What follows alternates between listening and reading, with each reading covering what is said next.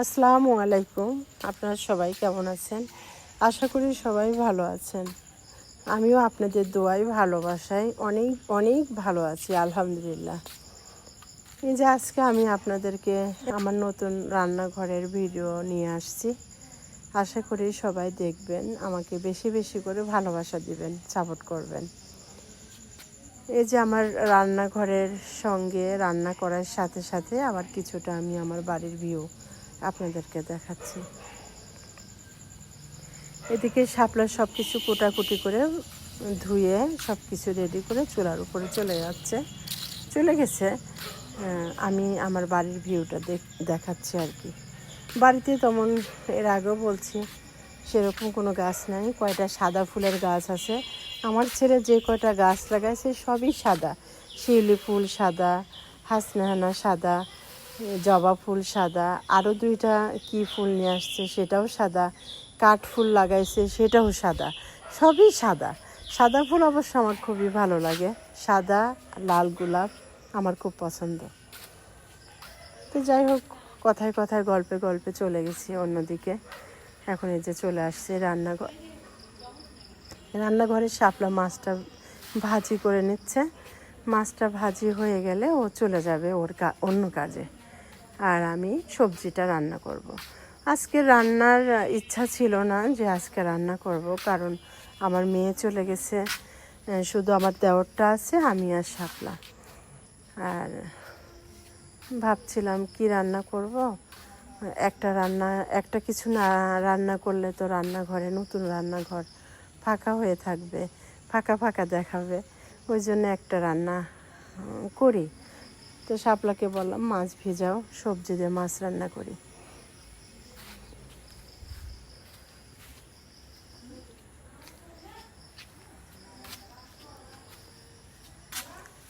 এই গাছের পেয়ারা শেষ, আমও শেষের দিকে, লিচু তো আগেই শেষ হয়ে গেছে। এখন আস্তে আস্তে ফলমূলগুলো সবই শেষের দিকে। ওই জন্য একটু ঘুরি, গাছগুলো একটু ভিডিও করি, দেখতে ভালো লাগে ভিডিওতে। অনেকেই পছন্দ করেন আপনারা আমার বাড়ির ভিউটা। ওই জন্য বাড়ির মধ্যে থেকেই আমি ভিউটা শুরু করি সব কিছু মিলে। এটা কামরাঙ্গা গাছ। আমড়া গাছে অবশ্য আমড়া আছে, আমি দেখাতে পারি না। আমড়া গাছটা অনেক উঁচু, ওটা আমি দেখানো আমার সম্ভব হয় না।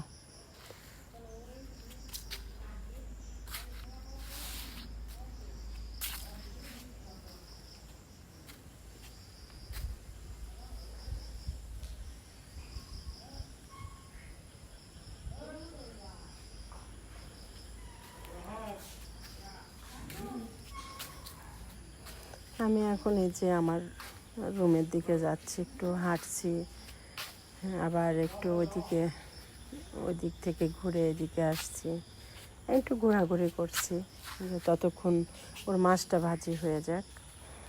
মাছটা ভাজি হয়ে গেলে আমি চুলার কাছে যেয়ে বসবো।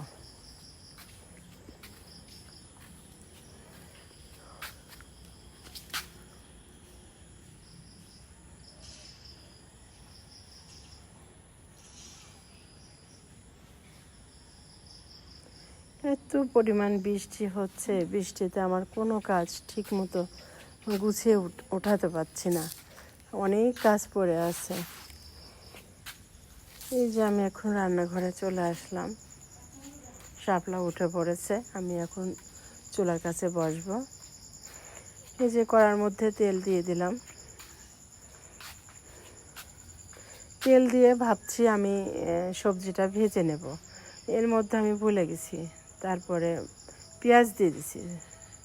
পেঁয়াজ দেওয়ার পর আমার মনে হয়েছে, তখন আমি আবার পেঁয়াজের মধ্যে আলুটা ভেজে নিচ্ছি।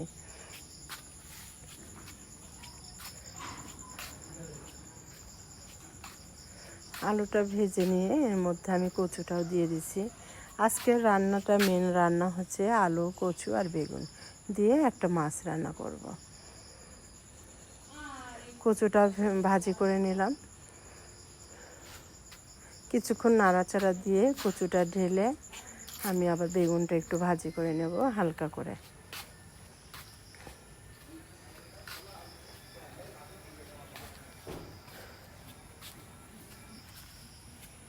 এই তো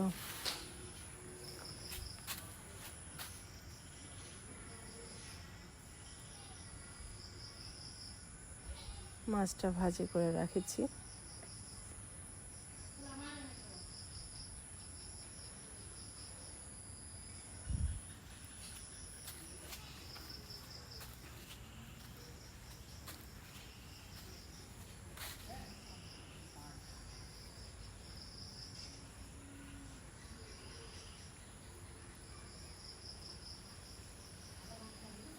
শাপলার দিকে আদা রসুন বেটে নিচ্ছে। আমাদের যে ভাজি করা হয়ে গেছে, এখন বেগুনটা ভাজি করে নিচ্ছি।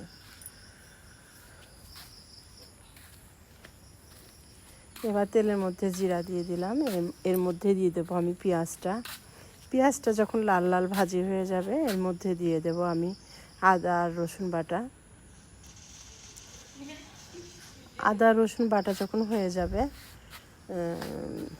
আদা রসুন বাটা দেওয়ার পরে যখন একটু তেল তেল উঠবে, তখন আমি মশলা দেব। লবণ দিলাম, এবার দিব হলুদ, এবার দিব মরিচের গুঁড়া,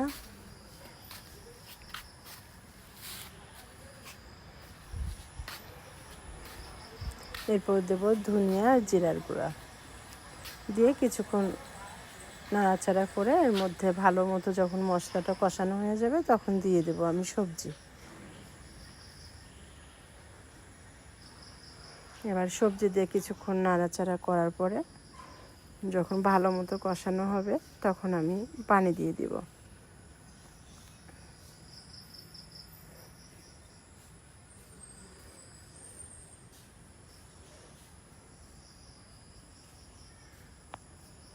কষানো হয়ে গেছে, এখন কিছুক্ষণের মধ্যে আমি পানি দিয়ে দিব সবজির মধ্যে। এখন আমি পানি দিয়ে দিচ্ছি। পানি দিয়ে মাছটা যখন যখন তরকারি ঝোলটা যখন উতলাবে, সবজিটা যখন উতলায় উঠবে, তখন আমি মাছটা দিয়ে দেব এর মধ্যে। এই তো আজকের রান্না এই পর্যন্ত, ভিডিও এই পর্যন্ত। আপনারা সবাই ভালো থাকবেন, সুস্থ থাকবেন, আমার জন্য দোয়া করবেন, আমিও আপনাদের জন্য দোয়া করব। সবাই ভালো থাকবেন। এবার মরিচটা দিয়ে দিলাম। সবাই ভালো থাকবেন। আল্লাহ হাফেজ।